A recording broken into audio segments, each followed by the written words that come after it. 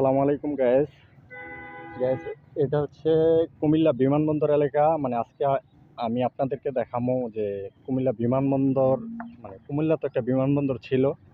তো কুমিল্লা বিমানবন্দরটা মানে আয়তন, এরিয়া, ওখানে কি কি আছে তা দেখাবো আর কি।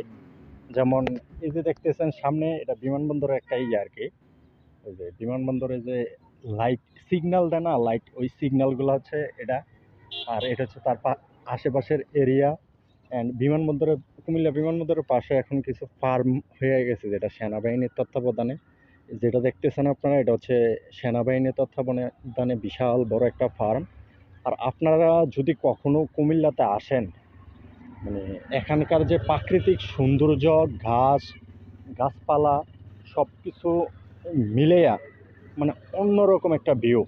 কখনো আসলে, যদি কখনো আসার মতো মনোব্যক্ত পোষণ করেন, তখন বুঝতে পারবেন আর কি। এখানে না আসলে বুঝতে পারতেন না যে আসলে এখানকার ভিউ, মানে প্রকৃতি, ভিউ প্লাস সব কিছু মিলে মানে অন্যরকম একটা স্থান।